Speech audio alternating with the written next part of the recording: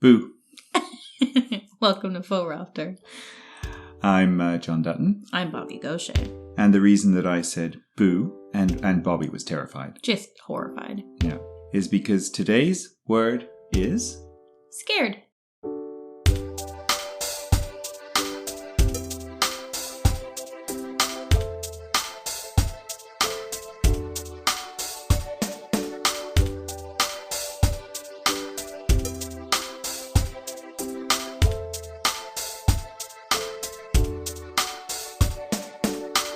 Now, obviously, it would have made a lot more sense if this would have been a Halloween episode, but that's the way these things go when you don't plan an entire year ahead of time, which I'm glad we don't. Yeah, actually. Me too. It's a little bit more fun this way. It's part of like the soul of Fauxropter, isn't it? To just...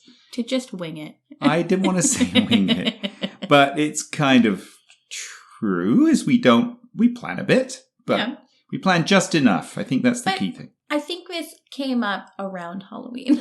Oh, yeah, that may be true. That's right. Where we got the idea. We're recording this in November, so obviously that's not long after Halloween. Yeah, okay. All right, so the reason that we're talking about this is because I feel like Bobby has some insights that I don't necessarily share about the idea of being scared. Yes. And what it's good for, even, maybe. I think being scared is good for a lot of things. Also, I don't think this is what you meant, but the perspective that I have on it that's different from you is I'm a woman. Mm-hmm. The thing that men are most scared of is being accused of rape. Mm-hmm. Women are afraid of being raped. Yeah. Those are two very different levels of fear. Yeah, no kidding. Yeah. So my biggest fear is somebody breaking into my house at night and kidnapping me. But aside from that, it's just I'm constantly on edge. I grew up being told that I had to have my keys between my hands when I walked home. Right. So it's super interesting to me that you don't get scared. That's how this word got on the list. Is we were walking around Halloween and I kept jumping at things. I'm a very jumpy little person. You've scared me by walking into the room. Yes, accidentally. Yeah. Mm-hmm. And I jump all the time. At work too. I'll turn a corner and I'm like, oh no. So I think it is good. I think it helps a lot of people remain safe, especially young women for sure. And I think human beings need to be scared to survive. But I also think it's very interesting what people are scared of and the different levels of it. Because I'm an anxious person too, but I'm not scared of I listen to true crime all day. Mm-hmm. It's my favorite and it doesn't scare me in the least. Right, exactly. But that was kind of part of why I wanted to do the word though, was because that's an interesting psychological dynamic. So I don't think so. It's almost like being in training. Okay. The more I listen to true crime, the more I understand what could happen, what the possible outcomes are, how I should react, how I would react. Because I think one of the things that a lot of people, anyone, is scared of is how are you going to react? And I think by listening to true crime, you just kind of learn a little bit more all the time. Instinctively now, I would have never done this before. But when I get in and out of my car in a parking lot, I lock my doors as soon as I get in. And I had it happen. It happened a while ago, but I know I told you about it. That I was in a parking lot of a grocery store in the morning and someone came and tried to open my door and talk to me. Mm-hmm. Right, I remember that now. Yeah. People shouldn't do that. No. And as a man, right, exactly. The difference is that would be for me a little concerning, but not scary. Yeah, so I think it's really... I mean, look, if it was a man with a gun, I'm not like a robot. Of course, it would be scary then, right? But yes, you're right. The default is to be scared, right? So I need to know how you're not scared. Well, I mean, look, I used to be. For example, when I was a kid, I was really scared of spiders. In England, they had these really giant spiders, much bigger than here. I was kind of terrified of them. Mm-hmm. But I just learned that they're not going to do you any harm, right? So there's kind of no point being scared, and I stopped being scared. I do think that I learned to be wary of violent men, just like women are wary of violent men. But I don't think I feel that scared emotion that a woman does, because I guess ultimately it's extremely unlikely, something bad will happen, because I don't let myself get into situations where it might, for one thing. So those things don't come. It's not like I'm... if you open the door of a plane and were going to shove me out, I'd probably be scared, right? There are certain things obviously, yeah, I'm going to be scared then. I I can feel the emotion of being scared. It's just like these situations don't present themselves in like the modern, city I live in and stuff. Mm-hmm. Whereas for you, they seem to often just sort of by default, right? But what I'm worried about slightly is I do understand the true crime thing, kind of prepping yourself, but don't you feel like it might sort of overload your brain with unlikely scenarios? Because in reality, getting attacked by a stranger is not what is not the chief cause of violence by men. It's somebody you know. Yeah. Right. So that's the part that sort of interests me a bit. Is like, don't you have some concern that you're going to overexpose yourself to that and become oversensitized to strangers? I would say the opposite. I'd become desensitized to it. Okay. Well, then good in that case. And also, 97% of violent crimes happen men. Men do everything bad. Yeah. And when women are, like, killed, it's 98% the partner that they're with. Mm-hmm. And abusive relationships, I understand, like, the want to be like, it'll never happen to me. But I think these things happen very quickly due to manipulation. Mm-hmm. And that people don't notice, and then you're stuck. Right. So I think one of the other like benefits of listening to true crime all the time is hearing all of these little things that you wouldn't think of. Right. That especially like if you start dating somebody new and they say, "Oh, I don't like what you're wearing." Right. So you go and change. You would never think anything of it. But I've heard so many of these stories now that I'd be like, how come you're telling me what to do? Yeah.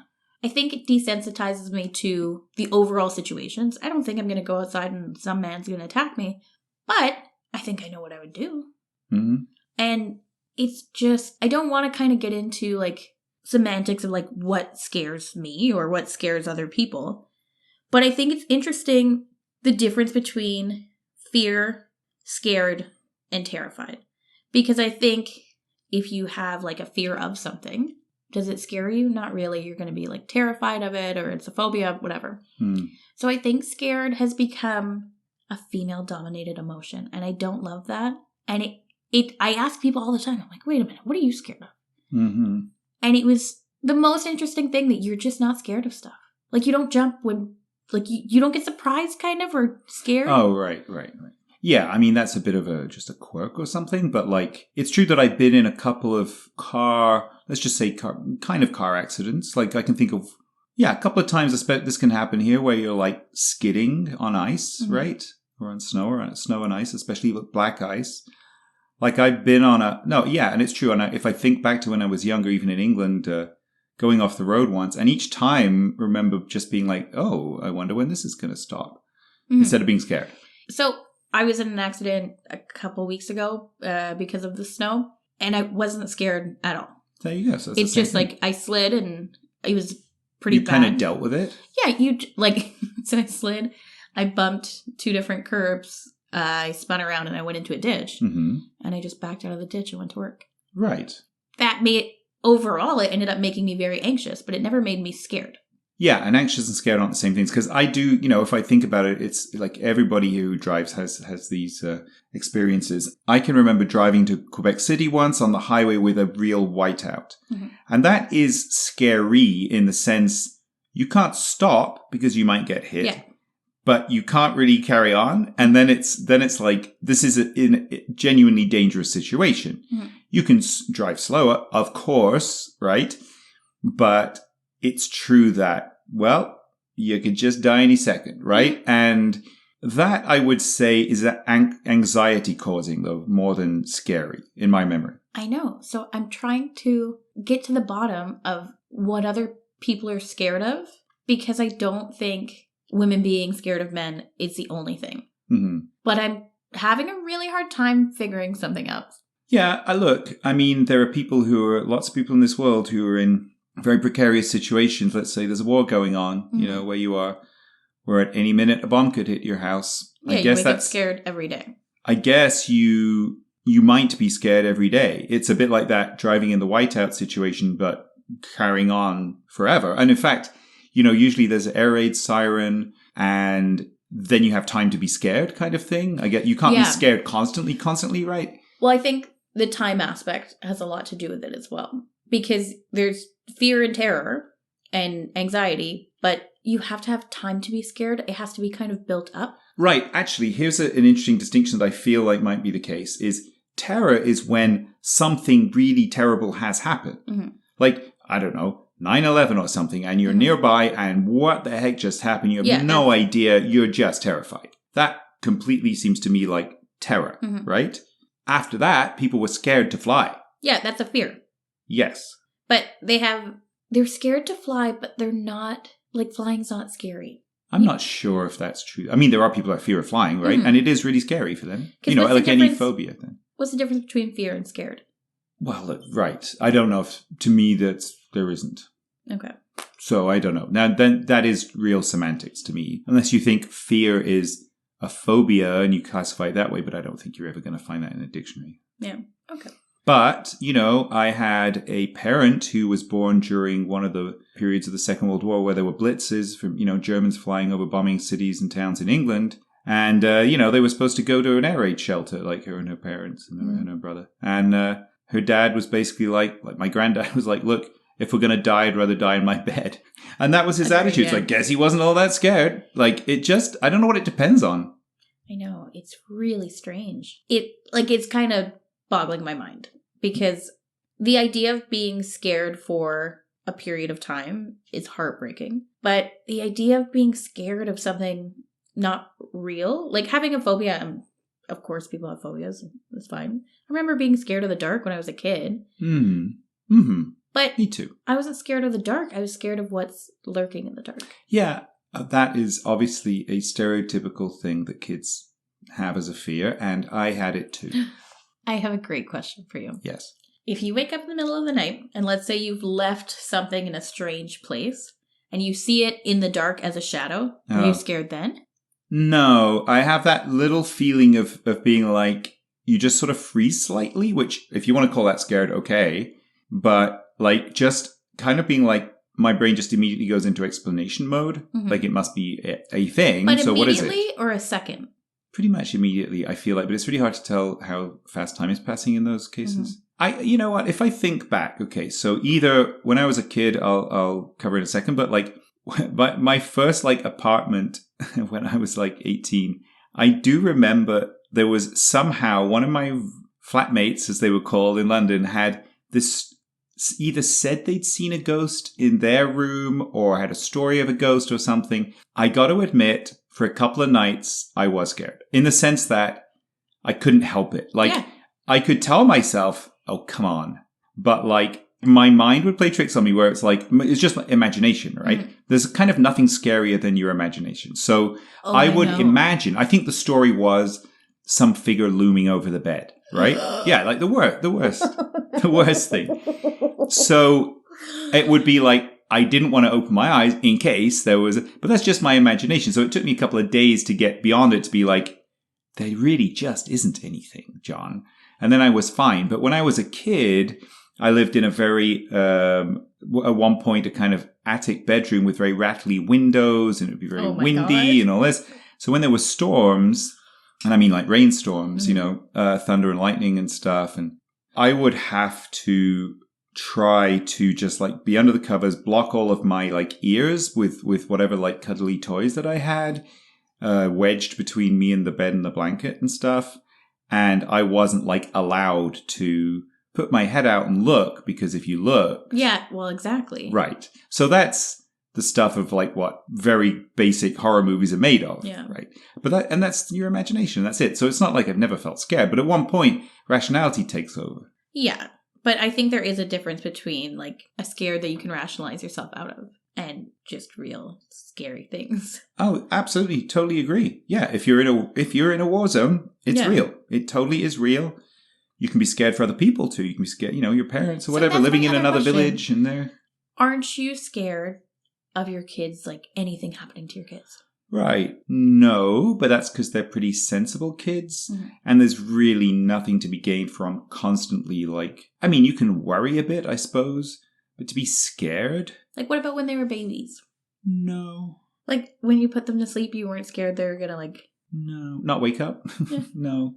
No, you've got plenty of stuff to be freaking dealing with without that. I mean, honestly, like that's almost like a phobia, it would seem to me. Like, I don't think parents... A lot of parents have that. A lot, maybe, but I bet you it's not at that high a percentage. I honestly... Well, I think it goes away after a little bit. Yeah. I mean, look, it might cross your mind, but you can't just again, you have too many other things to be concerned with than lying awake at night thinking about that. Besides, you can just go check, right? Yeah. So... Well, I think that's what a lot of parents do. They just constantly check because they're scared. I mean, I get that. Well, I don't know. Are they scared or are they just anxious? I don't think this is just semantics. I think being anxious isn't the same emotion, right? I don't think so at all. I think, I've dealt with anxiety and I don't think at all that it's anywhere similar to being scared. I think they're two very separate You would emotions. know, right? Yeah. I don't have anxiety and I don't get scared much. So you're the person who can... No, I think they're very different. And anxiety is all consuming. It's your brain constantly nipping and pulling at you. Right. And scared is something you actually feel. Yeah. Like your whole watching a scary movie. Mm-hmm. And well, it's like your hair standing on end. Yeah. Your whole body, you're like, oh, no. Yeah. No, I mean, and I have felt that. I've felt that in movies, but not very often. What movie? I don't know. I'm trying to think. I saw that. This episode's going to end with you just being scared of nothing. Or the opposite. I'm going to convince myself. I saw The Shining when I was, 16, 17, something like that. That was a very scary movie. I mean, it's not just me, right? It's a classically scary film. But so I think The Shining is great. But when it finishes, I watched it a couple years ago, I wasn't scared when it finished. Right, but it's a horror movie though, right? Yeah. You feel horrified a bit, no? But there's a couple movies that at the end of it, I've been scared for days. But that's... what would be one of them?